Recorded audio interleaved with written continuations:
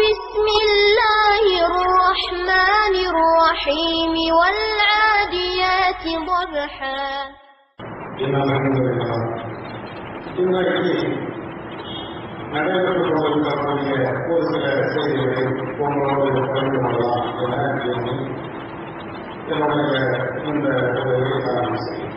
கடந்த சில மாதங்களுக்கு முன்பு இந்தியாவை ஆளுவதற்காக வேண்டி நடைபெற்ற தேர்தலில் பிஜேபி அமோக வெற்றி பெற்று ஆட்சியை அமைத்தார். அதற்கு பின்னால் அவர்களுடைய செயல்பாடுகளும் அந்த கட்சியினுடைய பேச்சுக்களும் இஸ்லாமியர்களுக்கு சிறுபான்மையினருக்கு எதிராக நடைபெற்றுக் கொண்டு இருக்கிறது என்பதை நாம் ஒவ்வொருவருமே அறிந்துள்ளோம். அதனுடைய உச்சகட்டமாக RSS தலைவர் மோகன் பகவத் சொல்லுகின்ற போது இங்கே சிறுபான்மையினருக்கு இடமில்லை, இந்தியா என்பது அது இந்துக்களுக்கு சொந்தமான ஒரு நாடு, இஸ்லாமியர்களோ கிறிஸ்தவர்களோ அல்லது ஜெயினர்களோ இந்த நாட்டிலே விருந்தாளிகளாகத்தான் இருக்க வேண்டும் என்றுதான் பேசினார்.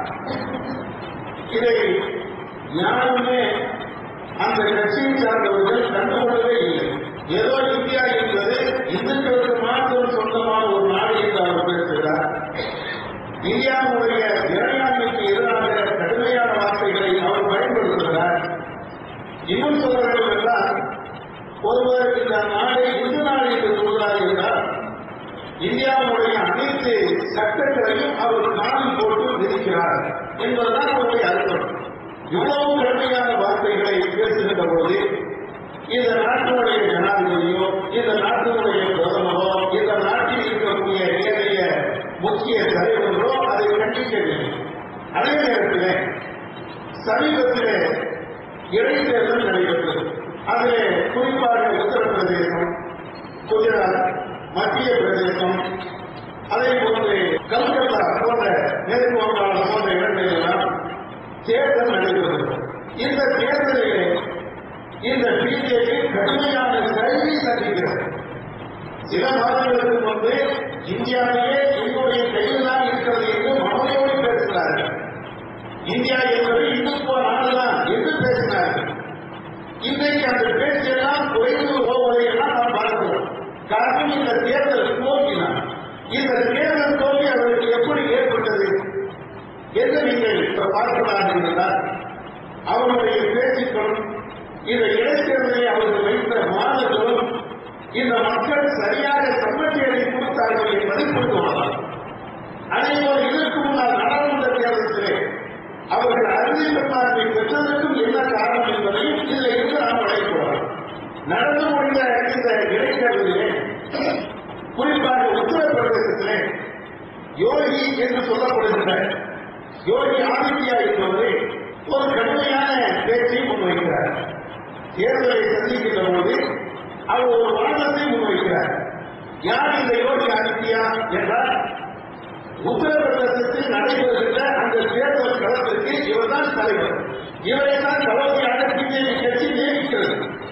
இவருடைய தலைமையில் தான் அத்தனை பேரும் அந்த தேர்தல் களத்தை சந்திக்கிறார்கள். இந்துக்களை நீங்கள் நினைத்துக் கொள்ளுங்கள், இஸ்லாமியர்கள் லவ் ஜிஹாத் என்றை உருவாக்கி வைத்திருக்கிறார்கள். இந்த லவ் ஜிஹாத் என்றால் என்னவென்று தெரியுமா? வெளிநாடுகளை வாழ்கின்ற இஸ்லாமியர்கள் அங்கே நிறைய சம்பாத்தியம் செய்கிறார்கள். கொண்டு வந்த அந்த காட்டை இந்து பெண்களிடத்திலே காட்டி அவர்களிடத்தில் மயக்கமான வார்த்தைகளை கூறி அந்த பெண்களை கவர்ந்து இவர்கள் லவ் செய்கிறார்கள். அதற்கு பின்னால் அந்த பெண்ணுடைய கற்பை சூறையாடி மதமாற்றத்தை இவர்கள் ஈடுபடுகிறார்கள். இவர்களுக்கு தக்க பதிலை கொடுக்க வேண்டாமா? இந்த தேர்தலிலே இந்த லவ் ஜிஹாதை நீங்கள் அடித்து விரட்டுங்கள். இந்த நாடு இந்தியா நாடு, இந்துக்களுக்கு சொந்தமான நாடு, இஸ்லாமியர்களுக்கு இருக்கக்கூடாது என்று அந்த தலைவர், அதாவது இந்த தேர்தல் களத்தில் தளபதியாக நியமிக்கப்பட்ட யோகி ஆதித்யா என்பவர் இவர் கடுமையாக இப்படி பேசுகிறார். முதலிலே இந்த பேச்சுக்குத்தான் அந்த மக்கள் மரணடி கொடுத்தார்கள். ஏன் மரணடி கொடுத்தார்கள்? இதற்கு முன்னால் இதே உத்தரப்பிரதேசத்தில் அந்த கட்சியினுடைய பிரச்சார தலைவராக இருக்கக்கூடிய அவர் பேசுகிறார், கடுமையான மத துவேஷத்தை பற்றி பேசுகிறார். அப்பவெல்லாம் வாக்களித்த செய்த மக்கள் இந்த நேரத்தில் இவர் பேசியதற்கு எதிராக கடுமையான வாக்குகள் வித்தியாசத்தில் அந்த பிஜேபியை தோற்றிருக்கிறார்கள் என்றால் என்ன காரணம்? என்ன காரணம் என்றால் லவ் ஜிஹாத் என்று இவர்கள் சொல்லக்கூடியது இந்த நாட்டிலே இல்லை, உலகத்திலே கிடையாது. இவதான் கற்பனை பண்ணி சொல்லலாம், இவனை ஏதாவது ஒரு கூட்டுத்தரமாக பேசுகிறார் இருந்தால் நாங்கள் நம்புவோம். விலைவாசி உயர்கிறது என்றால் உயர்வதை மக்கள் பார்க்கிறார்கள், அதனால் அவங்களுக்கு பாதிப்பு ஏற்படுகிறது. விலைவாசி உயர்ந்துவிட்டதை என்ற கருத்தை முன்வைக்கக்கூடியவர்களுக்கு ஆதரவு தருகிறார்கள். ஆனால் விலைவாசி கட்டாயிருக்கிறது. இவன் சொல்றான் விலைவாசி உயர்ந்துருக்குதுன்னா எவ்வளவு நம்புவான்? அதே மாதிரி இவங்க லவ் ஜிஹாத் லவ் ஜிஹாத் எங்க நடக்குது? லவ் ஜிஹாத் ஒன்று உண்டா? அப்படி ஒண்ணு ஒரு காலம் அப்படி ஒன்று உண்டா? கள்ளக்காரன் இருக்கிறா, ஆன்மீகக்காரன் இருக்கிறா, வேதிகக்காரன் இருக்கிறா, பிஜேபி மட்டும்தான் இந்த மாதிரி ஒரு காலம் லவ் ஜிஹாத் அப்படின்னா இது எங்கடா வந்து? சரி, நீ சொல்றது கூட தகுதி இருக்குதா? அருகதையான இருக்குதா? பிஜேபி காரன் இந்த லவ் பற்றி பேசுவதற்கு, மதம் தாண்டி லவ் பண்ணுவதற்கு ஒரு இந்து மதத்துக்கார கிறிஸ்தவரையோ கிறிஸ்துவ இந்துக்களையோ அல்லது ஒரு முஸ்லீம் இந்துவையோ ஒரு இந்து முஸ்லீமையோ லவ் பண்ணக்கூடிய அந்த கலாச்சாரத்தை எதிர்க்கக்கூடிய தகுதி பிஜேபி கட்சி எவருக்குமே இல்லை. ஏன் இல்லை? முக்தார் அப்பாஸ் நபி இப்படி இன்னொரு பிஜேபியுடைய மேல்மன்ற தலைவர்கள் இப்படி ஒருத்தர் இருந்தார். இவன் யாரு? இவன் ஒரு இந்து பெண்ணை கல்யாணம் பண்ணாங்க. இவன் லவ் பண்ணாங்க. ஒரு இந்து பெண்ணை கல்யாணம் பண்ணி அந்த பெண்ணும் உயர்ந்த ஜாதியை சார்ந்தவங்க. இந்த முக்தார் அப்பாஸ் நபியினுடைய மனைவி கல்யாணம் லவ் பண்ணி கல்யாணம் பண்ணாங்க. அந்த பெண்ணு இந்து மதத்தினுடைய ஆச்சாரியமான கலாச்சாரத்தை சார்ந்தவங்க. அதே மாதிரி ஒரு ஷாக்வாஸ் ஹுசைன் உவையாரு இவங்களும் அந்த வழியில வந்து ஆளுதான். உயர்ந்த பெண்ணை லவ் பண்ணி கல்யாணம் பண்ணலாம். சிக்கந்த மருத்துவம் அழைக்கிறாரு. அவரை யாரு? இதை மாதிரி இந்துக்கள் அந்த இந்து பெண்ணை கல்யாணம் பண்ணி இன்னைக்கும் வாழ்ந்துருவாங்க. நீ எப்பதான் பேசலாம்? ஒரு கட்சியில இருக்கக்கூடிய மூத்த தலைவர்கள், எல்லா இடத்திலையும் மீடியாக்களில் வந்து பேசக்கூடியவர்கள், எல்லா மக்களுக்கும் அறிமுகமான தலைவர்கள், இவர்களெல்லாம் தன்னுடைய வாழ்க்கையில வந்து அவன் பிறப்புல முஸ்லீமா இருந்தாலும், பொது முஸ்லீம் இல்ல, பிறப்புல முஸ்லீமா இருந்தாலும் அவன் கெட்ட பெட்டி யாரு? அவன் இன்னைக்கு மனைவியா இருக்கக்கூடிய யாரு? எல்லாம் அப்படித்தான் இருக்கிறாங்க. இவன் சாணவாளர் உதயத்தை பார்த்து நீ லவ் ஜிஹாத் பண்ணிட்டு பேச முடியுமா? இதை யாரும் சொல்ல முடியுமா? முக்தார் அப்பாஸை பார்த்து நீ லவ் ஜிஹாத் பண்ணிட்டு சொல்ல முடியுமா? இது குழுக்களை சொல்ல முடியாது. ஏன்? பொய்க்கு அவன் பேசுவதற்கும் அவனுடைய கருத்துக்கும் சம்பந்தமே கிடையாது. இது மாத்திரம்தான் ஹேமமாலினி ஒரு பொம்பளை. இந்த பொம்பளையும் பிஜேபியில் உள்ள ஆரம்பம். இவங்க கல்யாணம் பண்ணதை ஊர் சுற்றின ஆள் யாரு? அது ஒரு முஸ்லீம் பையன். முஸ்லீம் ஆளுநர் ஹேமமாலினி இந்த பொம்பளை வந்து கல்யாணம் பண்ணியிருக்கார். அதே மாதிரி வந்து இன்னொரு ஆளுநர் பார்த்தீங்கன்னா தர்மந்திரா. இந்த தர்மந்திரா யாரு? ஒரு இந்து பிஜேபியுடைய முன்னாள் எம்பி. இந்த யாரு கல்யாணம் அவர் முஸ்லீம் பொம்பளை. அப்ப இருக்கிறது தர்மேந்திரா என்று சொல்லப்படுகிற ஒரு பிஜேபி எம்பி, முன்னாளுடைய எம்பி. அவர் ஒரு முஸ்லீம் கல்யாணம் பண்ணியிருக்காரு, லவ் பண்ணியிருக்காரு. அப்படின்னு என்ன செய்தாரு? இது இந்துத்துவாதிகாரா? இதுக்கு பேர் என்ன? அவர் என்ன நினைக்கிறாங்கன்னா, மக்களுக்கு மத்தியில் ஒரு புதுவிதமான கருத்தை நாம விளக்காட்டினா அதன் மூலமாக மக்கள் அப்படியே மத போர்களை ஏற்படுத்தி சண்டை சச்சரவு வெற்றி குச்சி என்ன ஆகுதுன்னா நம்ம ஏதாவது ஓட்டாளர்களா நினைக்கிறான். அதுக்குதான் சால்வ் பண்ணி எடுத்துட்டாங்க. நீ இப்படி பேசுறது தப்பு. லவ் பண்றது என்பது எல்லாருக்கும் தான் பண்றாங்க. மதத்தை வச்சு எவ்வளவு பண்றது இல்ல. இந்து லவ் பண்றான், மதத்தை வச்சு அல்ல.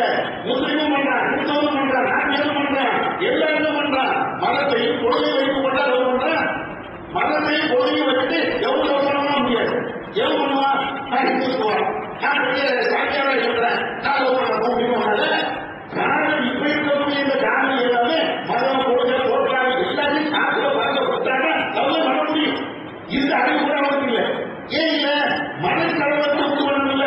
இந்த முஸ்லீம்கள் நடக்கலாம், அப்படி நடக்கலாம் அப்படின்னு யாரும் சொல்லணும்ல. இருந்தாங்க. அப்ப இந்த மாதிரி போய் பிரச்சனை என்ன பண்ணாங்க? இதோடு நிற்கிறது. அந்த தேர்தலை தூண்டு பண்ணான். என்ன சொன்னா? மதசார்கள் எல்லாமே தீவிரவாதத்தில் போகிறார்கள் அப்படின்னா. மதசார்களை எவ்வளவு தீவிரவாதம் போதிக்க முடியும்? உலகத்துல இன்னைக்கு எல்லா நாடுகளையும் மதசாட்சி இருக்கிறது. மதசாட்சி என்பது ஆன்மீகத்தை போதிக்கப்படுகிற ஒரு இடம். மாணவர்களுக்கு பக்குவத்தை சொல்லிக் கொடுக்கக்கூடிய ஒரு இடம். நல்லது கட்டளை சொல்லிக் தருகிற ஒரு இடம். அந்த இடத்துல எப்படி தீவிரவாதம் போதிக்க முடியும்? ஆனாலும் பார்க்கலாம். மதசாட்சி எல்லாத்துலையுமே தீவிரவாதம் பரப்பப்படுகிறது, தீவிரவாதம் போதிக்கப்படுகிறது என்று சொன்னார். சரி, சொன்ன அந்த இடத்துல அவரை கரெக்டா இருக்கணும் இல்லையா? லவ் ஜிஹாத் பிஜேபி எப்படி கரெக்டா இல்லையோ அதே போல இந்த மதசாட்சியுடைய கருத்தையும் அவருக்கு கரெக்டா இல்லை. என்ன செய்யறாங்கன்னா இங்க ஒரு பக்கத்துல மதசாக்களில் தீவிரவாதம் போதிக்கப்படுகிறது என்று பேசுறாங்க. அங்க என்ன செய்யலாம், மத்திய அரசாங்கம் மதசாக்களை கடினமாக ஆக்குவதற்கு 100 கோடி ரூபாய் நான் தரேன். என்ன தீவிரவாதிகள் போதிக்கப்படுதுன்னா மதத்தை நிறுத்த முடியும். ஒரு மதத்தால ஒரு இடத்துல அல்லது ஒரு ஸ்கூல்ல ஒரு பள்ளிக்கூடத்துல தீவிரவாதம் நடைபெறுகிறது, இந்தியாவுக்கு எதிராக அங்கே பெரிய விஷயங்கள் நடைபெறுகிறது என்றால் இதுக்கு முன்னாடி செய்யணும். 100 கோடி ரூபாய் கொடுப்பியா, 1000 கோடி ரூபாய் கொடுப்பியா, பட்ஜெட்ல அறிவிக்கலாம் மதசாக்களை கடினப்படுத்துவதற்கு 100 கோடி ரூபாய். இவ்வளவு பேசுறாங்க மதசாக்களை அப்படி தீவிரவாதம். அப்படி எதுவும் மக்கள் பார்க்கலாம். இவன் பிஜேபி அத்தனை பொய்ய தவிர இவங்க வேறு பேசுறது இல்லை. அதனால என்ன செய்யலாம், இவங்க ஓட்டு வாங்க வேண்டும் என்பதற்காக வேண்டி, ஜெயிக்க வேண்டும் என்பதற்காக வேண்டி எல்லாமே இவங்க பேசுறாங்க. இவங்க பேசுற உண்மை நியாயம் இது எதுவுமே இருக்காது, இவங்க அநியாயமா பேசுவாங்க அப்படின்னு சொல்லி இவருக்கு ஆப்பு வைக்கணும், வைக்கிறாங்க ஆப்பு அப்படின்னு சொல்லி இந்த உத்தரப்பிரதேச தேர்தலில் வச்சாங்க. இன்னும் நீங்க இன்னொன்னையும் கவனிக்கும், உத்தரப்பிரதேசத்தை பொறுத்தவரையும் இப்பொழுது முலாயம்ஜி கட்சியினுடைய அவருடைய மகன் அகிலேஷ் யாதவ் அவர் ஆட்சி பண்றாரு. அவருடைய ஆட்சி எப்படி ஆட்சி தெரியுமா, படுமோசமான ஆட்சி இந்தியாவோட ஆட்சி நடந்ததுன்னா அந்த உத்தரப்பிரதேச ஆட்சி தான். உலகத்திலேயே மோசமான ஆட்சி தான் சொல்லலாம். சட்டம் ஒழுங்கு சரியில்லை, சரியில்லை என்பதற்கு நிறைய விஷயங்கள் நீங்க பார்க்கலாம். 2 பேர் காப்பிட்டாங்க தூக்குல பொம்மை விட்டு போல சொல்லலாம். அப்படியே அநியாயம் இருக்கும். அதே மாதிரி பணக்காரர்கள், பெரிய பெரிய பண முதலைகள் அவங்களுக்கு கட்டுப்பட வேண்டும் என்று ஒரு சட்டம் கிராமத்தில் வச்சிருந்தான். அதை வீட்டுல சொல்லலாம், யாருமே கேட்க முடியாது. எம்பிக்கும் எம்எல்ஏக்கள் கூட அந்த நாட்டில் பாதுகாப்பு. அவ்வளவு சட்டம் மோசம், நிலவரத்தில் தரணும், எல்லாத்திலையும் மிக மோசமாக ஆட்சி செய்யக்கூடிய அந்த ஆட்சியை அவன் ஜெயிச்சுவான். உண்மையிலேயே ஆட்சியின் அடிப்படையில் பார்த்தா பிஜேபி ஜெயிச்சிருக்கணும், அகிலேஷாவுடைய கட்சி தோற்று போயிருக்கணும், முலாயம்ஜிக்கு எல்லாம் தோற்று போயிருக்கணும். இவங்க படுமோசமான ஆட்சி பண்றாங்க, இவங்க ஜெயிச்சுவாங்க.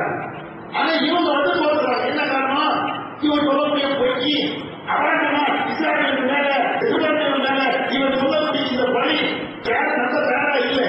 அதனாலதான் இவ்வளவு அநியாயம், இவ்வளவு அகலம் அங்க நடந்த போதிலும் பிஜேபி மண்ணை கவுறதுக்கு இதுதான் காரணம். அந்த அர்த்தம் இருக்குவாங்கல்ல, ஒரு விஷயத்தை நமக்கு சொல்லி தருகிறார். சூரியனில் கப்பலும் ஹயாத்து துணியா ஏழைகளை நிராகரிக்கிறார்கள். இவர்களுக்கு உலக வாழ்க்கையை அவர்கள் மக்கள் காட்டப்பட்டிருக்கிறது. இவங்க அடிமை வேலை செய்யாது, கூட்டத்தை பேசுவான், எனக்கு மழை இவன் பேசுவான். ஆனா இவங்க அடிமை வேலை செய்யாது. என்ன பண்ணா ஆட்சியில் ஏறணும், ஏசிக்காக போகணும், நமக்கு பாதுகாப்பு வேணும், எல்லாம் தெரியுமா. அதனால தமிழ்நாட்டு படமா இல்லையா, எத்தனை இடத்துல இவனா ஒரு ஆளை வச்சு பெட்ரோல் சொல்லிட்டு எனக்கு பெட்ரோல் முடிச்சுட்டான், அதனால பார்த்துட்டாங்க எல்லாம். அவர் பெட்ரோல் கொண்டு பேசுறதா இருந்தா ஒன்னை தாக்குவதாக இருந்தா தாக்குறது யாரு, நீ என்ன அவருடைய தலைவரா? அவர் நிறைய பேரை தனக்கு போலீஸ் பாதுகாப்பு வேண்டும் என்பதற்காக இவ்வளவு அநியாயம் என்ன பண்ணான் சொல்ல மாட்டோம். அப்ப இந்த உலகம் அந்த மாதிரி வேணும், போலீஸ் பாதுகாப்பு வேணும், நமக்கு முன்னாள் ஒரு ஜீப்பு போகணும், பின்னால் ஒரு ஜீப்பு வேணும், 4 பேர் அப்படி தள்ளி அடிக்கணும். இதை மாதிரி அவருக்கு ஆட்சி வார்த்தை சொல்லப்பட்டு இருக்கிறது. அவன் சொல்லுவான் வினந்ததின் ஆகும். இங்க என்ன செய்யறாங்கன்னா ஈமான் கொண்டவர்களை மக்கள் அடிக்கிறார்கள். இந்த ஏழை இறைவனை மறுக்கக்கூடியவர்கள், ஏழை இறைவனை நிராகரிக்கக்கூடிய இவங்க என்ன செய்யறாங்கன்னா ஈமான் கொண்டவர்களை மக்கள் அடிக்கிறாங்க. அப்படியே பார்த்தோம் அல்லாஹ் சொல்றது அப்படியே 100 அப்படியே போதும்.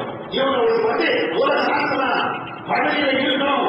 அந்த பதவி ஆசையின் காரணத்தினால கேட்ட நரேந்திர மோடி அவர் நலவாரி மோடி எல்லாருமே பேசுவோம், எல்லாருமே நம்ம இல்லை அதுவும் பேசலாம்.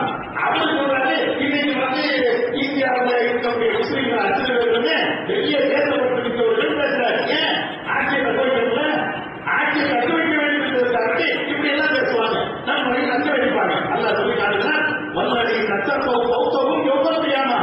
ஆனால் தெரிந்து கொள்ளுங்கள், ஏழை இறைவனை அல்லாத்தை அங்கே நடக்கக்கூடிய இந்த பூமிகள் மதுரை நாடுகள் கிராமத்து நாடுகள் இந்த நாடுகளுக்கு மேலாக தோட்டங்கள் இருப்பார்கள். இதுதான் நம்மளுக்கு உண்டான மிக அற்புதமான ஆறுதலான ஒரு வார்த்தை. நாட்டுகளுக்கு உலகம், உலகத்தோட அத்தனையும் இவங்களுக்கு